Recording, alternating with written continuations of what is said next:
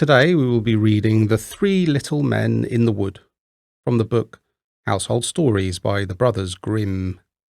This book was written by Jacob and Wilhelm Grimm in German in 1886. This 1963 edition was translated by Lucy Crane, illustrated by Walter Crane, and published by Dover Publications Incorporated in New York. Let's begin. The Three Little Men in the Wood. There was once a man whose wife was dead, and a woman whose husband was dead. And the man had a daughter, and so had the woman. The girls were acquainted with each other, and used to play together sometimes in the woman's house. So the woman said to the man's daughter, "Listen to me. Tell your father that I will marry him, and then you shall have milk to wash in every morning, and wine to drink, and my daughter shall have water to wash in, and water to drink." The girl went home and told her father what the woman had said. The man said, "What shall I do? Marriage is a joy, and also a torment." At last, as he could come to no conclusion, he took off his boot and said to his daughter, "Take this boot. It has a hole in the sole. Go up with it into the loft, hang it on the big nail, and pour water in it. If it holds water, I will once more take to me a wife. If it lets out the water, so will I not." The girl did as she was told, but the water held the hole together, and the boot was full up to the top. So she went and told her father how it was, and he went up to see with his own eyes, and as there was no mistake about it, he went to the widow and courted her, and then they had the wedding. The next morning, when the two girls awoke, there stood by the bedside of the man's daughter milk to wash in, and wine to drink. And by the bedside of the woman's daughter, there stood water to wash in, and water to drink. On the second morning, there stood water to wash in, and water to drink for both of them alike. On the third morning, there stood water to wash in, and water to drink for the man's daughter, and milk to wash in, and wine to drink for the woman's daughter. And so it remained ever after. The woman hated her stepdaughter, and never knew how to treat her badly enough from one day to another. And she was jealous because her stepdaughter was pleasant and pretty, and her real daughter was ugly and hateful. Once in winter, when it was freezing hard and snow lay deep on hill and valley, the woman made a frock out of paper, called her stepdaughter, and said, "Here, put on this frock.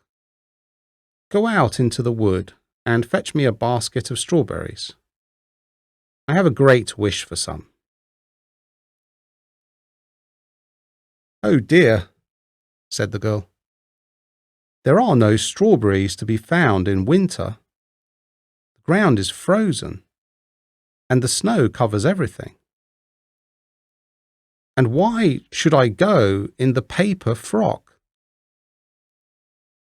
It is so cold out of doors that one's breath is frozen. The wind will blow through it, and the thorns will tear it off my back. "How dare you contradict me?" cried the stepmother. "Be off, and don't let me see you again till you bring me a basket of strawberries." Then she gave her a little piece of hard bread and said, "That will do for you to eat during the day." And she thought to herself, "She is sure to be frozen or starved to death out of doors, and I shall never set eyes on her again." So the girl went obediently, put on the paper frock, and started out with the basket. The snow was lying everywhere, far and wide, and there was not a blade of green to be seen. When she entered the wood, she saw a little house with 3 little men peeping out of it. She wished them good day and knocked modestly at the door. They called her in, and she came in the room and sat down by the side of the oven to warm herself and eat her breakfast. The little men said, "Give us some of it." "Willingly," answered she, breaking her little piece of bread in 2 and giving them half. They then said,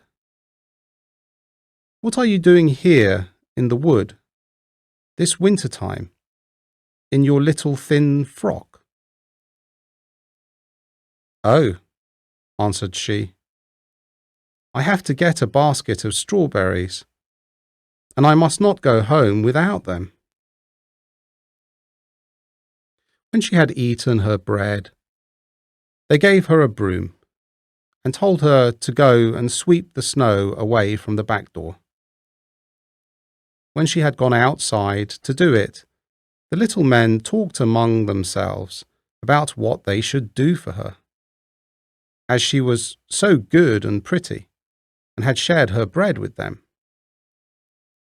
Then the first one said, "She shall grow prettier every day." The second one said, "Each time she speaks, a piece of gold shall fall from her mouth." The third said, "A king shall come and take her for his wife." In the meanwhile, the girl was doing as the little men had told her, and had cleared the snow from the back of the little house. And what do you suppose she found? Fine, ripe strawberries, showing dark red against the snow. Then she joyfully filled her little basketful, thanked the little men, shook hands with them all, and ran home in haste to bring her stepmother the thing she longed for. As she went in and said, "Good evening," a piece of gold fell from her mouth at once. Then she related all that had happened to her in the wood, and at each word that she spoke, gold pieces fell out of her mouth, so that soon they were scattered all over the room. "Just look at her pride and conceit," cried the stepsister, "throwing money about in this way." But in her heart she was jealous because of it, and wanted to go too into the wood to fetch strawberries. But the mother said, "No, my dear little daughter, it is too cold. You will be frozen to death." But she left her no peace. So at last the mother gave in, got her a splendid fur coat to put on, and gave her bread and butter and cakes to eat on the way. The girl went into the wood and walked straight up to the little house. The three little men peeped out again, but she gave them no greeting, and without looking round or taking any notice of them, she came stumping into the room, sat herself down by the oven, and began to eat her bread and butter and cakes. "Give us some of that," cried the little men. But she answered, "I've not enough for myself. How can I give away any?" Now when she had done with her eating, they said, "Here is a broom. Go and sweep all clean by the back door." "Oh, go and do it yourselves," answered she. "I am not your housemaid." But when she saw that they were not going to give her anything, she went out to the door. Then the three little men said among themselves, "What shall we do to her? Because she is so unpleasant and has such a wicked, jealous heart, grudging everybody, everything." The first said, "She shall grow uglier every day." The second said, "Each time she speaks, a toad shall jump out of her mouth at every word." The third said, "She shall die a miserable death."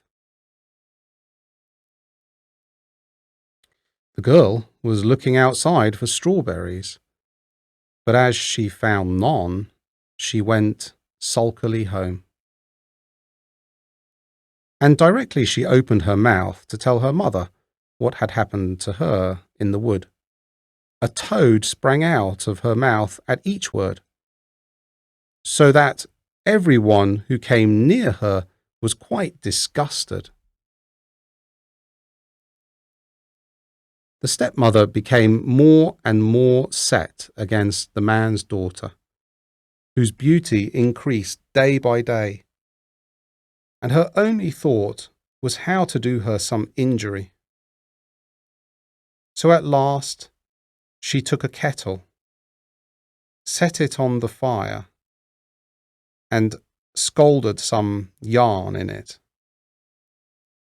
When it was ready, she hung it over the poor girl's shoulder and gave her an axe, and she was to go to the frozen river and break a hole in the ice, and there to rinse the yarn. She obeyed, and went and hewed a hole in the ice, and as she was about it, there came by a splendid coach, in which the king sat. The coach stood still, and the king said, "My child, who art thou, and what art thou doing there?" She answered, "I am a poor girl, and I am rinsing yarn." Then the king felt pity for her, and as he saw that she was very beautiful, he said, "Will you go with me?" "Oh, yes, with all my heart," answered she. And she felt very glad to be out of the way of her mother and sister. So she stepped into the coach and went off with the king. And when they reached his castle, the wedding was celebrated with great splendor, as the little men in the wood had foretold. At the end of a year, the young queen had a son, and as the stepmother had heard of her great good fortune, she came with her daughter to the castle, as if merely to pay the king and queen a visit. One day, when the king had gone out, and when nobody was about, the bad woman took the queen by the head, and her daughter took her by the heels, and dragged her out of bed, and threw her out of the window into a stream that flowed beneath it. Then the old woman put her ugly daughter in the bed, and covered her up to her chin. When the king came back and wanted to talk to his wife a little, the old woman cried, "Stop, stop! She is sleeping nicely. She must be kept quiet today." The king dreamt of nothing wrong and came again the next morning. And as he spoke to his wife, and she answered him, there jumped each time out of her mouth a toad instead of a piece of gold as heretofore. Then he asked why that should be, and the old woman said it was because of her great weakness, and that it would pass away. But in the night, the boy who slept in the kitchen saw how something in the likeness of a duck swam up the gutter and said, "My king, what makest thou? Sleepest thou, or wakest thou?" But there was no answer. And then it said, "What cheer, my two guests, keep they?" So the kitchen boy answered, "In bed, all soundly sleep they." It asked again, "And my little baby, how does he?" And he answered, "He sleeps in his cradle quietly." Then the duck took the shape of the queen and went to the child, and gave him to drink, smoothed his little bed, covered him up again, and then, in the likeness of a duck, swam back down the gutter. In this way she came 2 nights, and on the 3rd she said to the kitchen boy, "Go and tell the king to brandish his sword 3 times over me on the threshold." Then the kitchen boy ran and told the king, and he came with his sword and brandished it 3 times over the duck. And at the 3rd time his wife stood before him, living and hearty and sound, as she had been before. The king was greatly rejoiced, but he hid the queen in a chamber until the Sunday came when the child was to be baptized. And after the baptism, he said, "What does that person deserve who drags another out of bed and throws him in the water?" And the old woman answered, "No better than to be put into a cask with iron nails in it, and to be rolled in it down the hill into the water." Then said the king, "You have spoken your own sentence." And he ordered a cask to be fetched, and the old woman and her daughter were put into it, and the top hammered down, and the cask was rolled down the hill into the river. The end.